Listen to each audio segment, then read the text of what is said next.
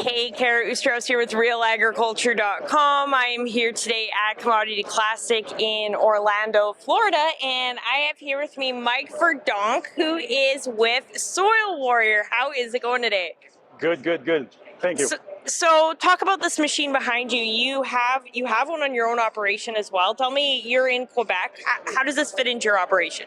Well, actually, we started thinking about strip tilling in 2005. So what we did is we built our own rig because we saw some potential there, and from then on we started to see some great potential in applying the strip till on our farm. We got heavy clay, so it's always a big issue when you got heavy clay. Everything is different, and we all like to brag about our clays, but I can consider myself to be a very heavy clay guy.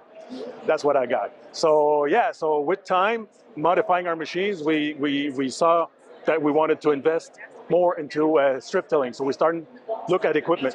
Soil Warrior came up, but it was a really expensive machine. It's one of the best ones out there. So we tried other implements before because they were cheaper.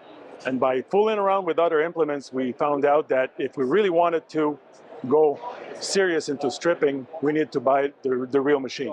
So in 2012, we went to Faribault in Minnesota, where the machine is built, visited the few farmers down there, and we realized, okay, we got to make the jump. So jumping into stripping, we bought the machine. It's more expensive, but then you start stripping for real. So now you don't just try to strip, you really adjust and you strip. So that got us into more corn on corn, better nutrient placement, and with time, we gain into yield. We gain into organic matter, and our soils really changed over the years. Through that, we worked a lot with cover crops and other techniques to try to build soil health, and that seems to be the perfect tool in any kind of conditions. So that's why we kept going with that machine, which is our second one now on our farm. So talk about why, like some of the specs here, why is it so good on those heavy clays, the machine itself? It's a coulter system. Before we use the shank. Shank does make a good job, but sometimes when you get into those wet conditions in the fall, it smears. So you got those side compaction layers in the ground that you don't really see, that creates a lot of damage.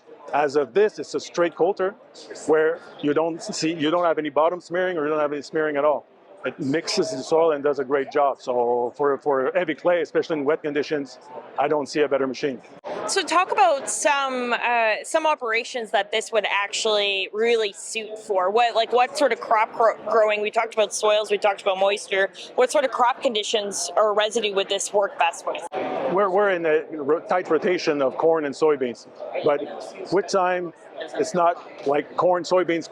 We're seeing more and more disease in soybeans, and we're kind of dragging in yield and using more fungicides to try to save that yield.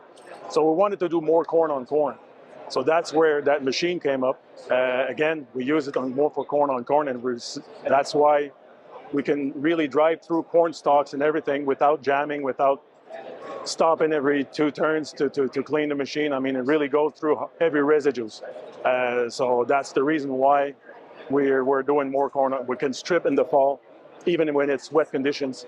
We can get through easily with that type of machine. So when farmers, maybe you have neighbors that are interested in this product or looking at stripping in general, what do you find is their number one question? What are they often asking? First question they ask is the price. And when we get that here too. We haven't started talking and how much does that machine run for? Okay, but before talking about price, okay, it's the most expensive machine out there, but it's the best one. They keep their value.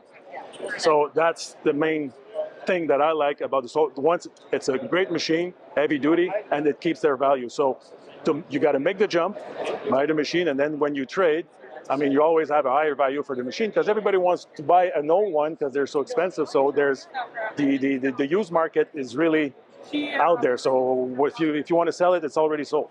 So when you got a used machine, so that's the main reason. That's why farmers are kind of, okay, it's an expensive machine, it's an expensive move. But if you're really serious about stripping, you got to hop in. You got to hop in the wagon and join the team. And what are some of the upgrades that the latest model has that really stand out? Not much, I got to say. It's so well built that there are few, like the row cleaners, they got like up and down adjustments like that. That's one of the main thing they changed. Otherwise, it still is the machine, the original machine that was built, maybe a few add-ons here and there to make it more solid with time, but that's about it. So yeah, it hasn't changed much over the years. Okay, sounds good. Thank you very much for your time. Thank you.